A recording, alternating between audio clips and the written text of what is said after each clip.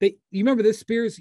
We used to go in the locker room. Now we don't even go in the locker room. We used to go in the locker room before the game, and they would have their strategy boards there. Oh yeah, they used to cover. We just look at it. Yeah. I mean, and that was back before people were taking photos. People started taking photos. People started. Yeah, that ended real fast. But like I remember looking at the Cavs strategy board before like game 1 of the playoff series, and one of the bullet points on the board was, "Don't overreact when Arenas makes his 30-footer." Because, I know that this was, not as covered, as not as much of attention. And he didn't do it as much as like Trae Young and Steph. But Gil like routinely tossed up like 28 footers, and he would make them. He didn't make them all the time. He didn't make them as much, but that was part of his game. For sure. This is what we should be talking about instead of Durant. Yeah. Old stories. Yeah. I got a question for you. First year covering the Cavs is what? 2003, 2004. At that time, you still got to go to practice, right? Oh yeah. Yeah, I remember that Dan Issel used to, Jeff Bzdelic, and they used to let me in the Nuggets practice, and I loved and hated it because you had to be there for the whole thing, but you got to learn. That's one thing.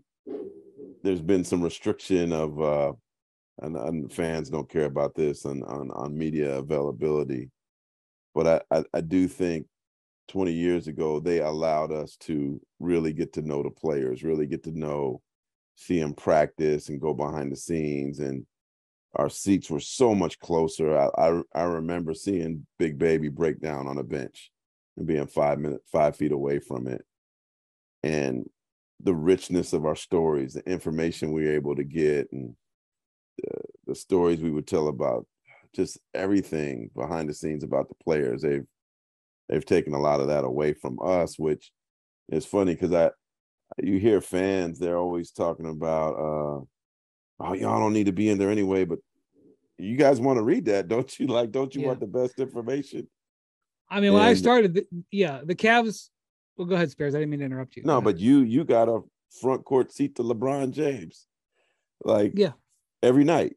I had a front court seat to Carmelo Anthony, and so I do feel kind of bad for today's young reporter who didn't get those experiences, man. Like, we used to sit at the scores table, and the trash talking that we used to get to hear. Like, I used to tell people the Sacramento Kings Arco Arena, which they're blowing up this week, I guess. Oh, are they really? Yeah, they're finally blowing it up, which is sad for me. I love that trashy place, right?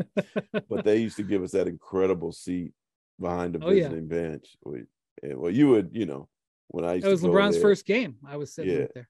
And you could hear everything there, man. Like, it was the best seat, man. And I'm reminiscing about how good we used to have it, but like, well, the teams now the teams are taking it all away.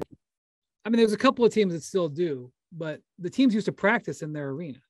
Yeah. And I remember coming. The Nuggets still do. Warriors do now. Yeah, it's true. But the Warriors facility is set up a little different. Yeah. A little nicer. Yeah. But the Cavs used to practice on a practice court that was off the main concourse. Like, I remember. So I mean, it's still there. They use it for something. Yeah, they were using it during All-Star Weekend. Yeah. That's where the top 75 players who were all there. That's where they actually had their photo. But so sometimes there would be events going on in the arena while they were practicing. So one day, the circus is going on.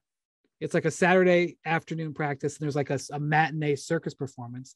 Barnum and Bailey Circus is going on, and we're in there, and there's people just walking. And I won't say who the player is because he was a star, and it'll create a headline. I don't want to do that, but it wasn't LeBron. But I come to practice, and I see the player standing in line to get a hot dog.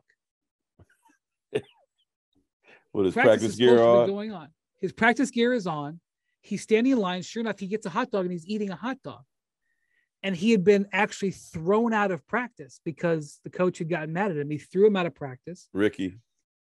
I'm not saying who it was. and he was eating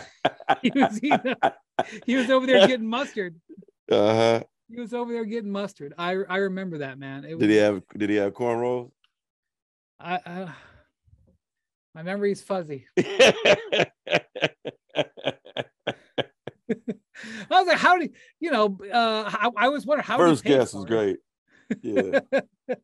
He didn't pay.